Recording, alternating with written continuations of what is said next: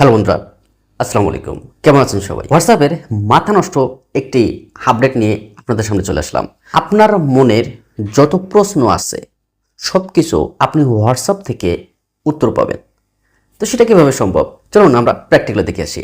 তো মূল ভিডিওতে যাওয়ার আগে আপনাদের কাছে রিকোয়েস্ট থাকবে, এখনও পর্যন্ত যদি আমাদের চ্যানেলটি সাবস্ক্রাইব এবং পেজটি ফলো না করে থাকেন তাহলে চ্যানেলটি সাবস্ক্রাইব এবং পেজটি ফলো করে পরবর্তী ভিডিওটি কন্টিনিউ করুন। কারণ এরকম ইন্টারেস্টিং ভিডিও কিন্তু রেগুলারলি আমরা আমাদের চ্যানেল অথবা পেজে আপলোড দিয়ে থাকি। সুতরাং যদি কোনো ভিডিও মিস করতে না চান তাহলে চ্যানেলটি সাবস্ক্রাইব এবং পেজটি ফলো করে পরবর্তী ভিডিওটি কন্টিনিউ করুন। আর যদি ভালো লাগে তাহলে কিন্তু লাইক দিতে বলবেন না।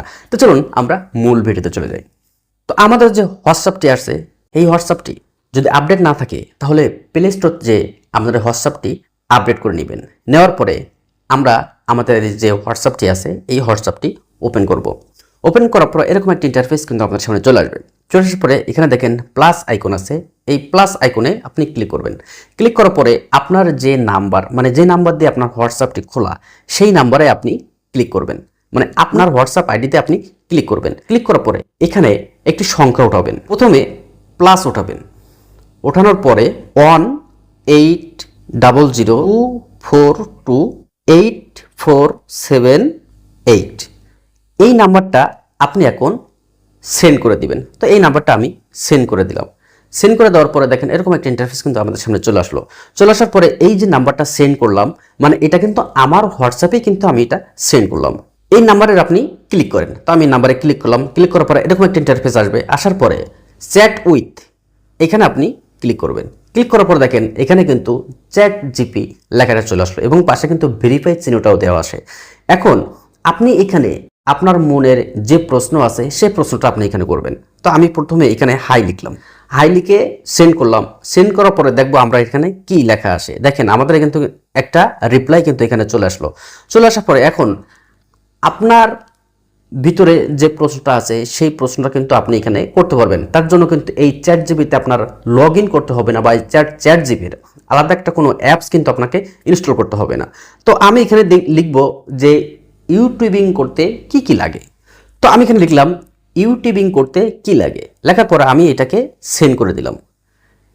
একটু অপেক্ষা করেন। অপেক্ষা করার পরে দেখবেন তারা কি রিপ্লাইটা আমাদেরকে দেয়। দেখেন খুব সুন্দরভাবে কিন্তু তারা আমাদের রিপ্লাইটা দিয়েছে যে ইউটিউবিং করতে কি কি লাগে।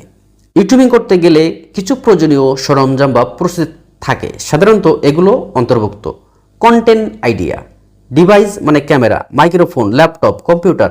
এই জিনিসগুলো আপনি যদি ইউটিউবিং করতে চান এই জিনিসগুলোর কিছু কিছু জিনিস আপনার এখানে লাগবে। যেমন ডিভাইস, আপনার ক্যামেরা লাগবে। আপনি যদি ইউটিউবিং করতে চান অবশ্যই আপনার ক্যামেরা লাগবে। মাইক্রোফোন লাগবে, যেমন আমি যে মাইক্রোফোনের কথা বলছি এই মাইক্রোফোনটা লাগবে। পর ল্যাপটপ লাগবে, মোবাইল লাগবে।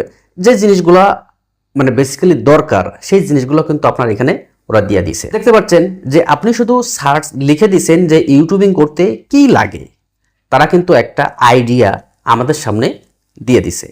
এখন আপনি আরেকটা জিনিস মনে করেন যে আপনার আমার মনে এমন কিছু প্রশ্ন, যে প্রশ্নগুলো আমি মনে করছি হয়তো চ্যাট জিপি জানে না, তাদের কাছে আমরা বলবো।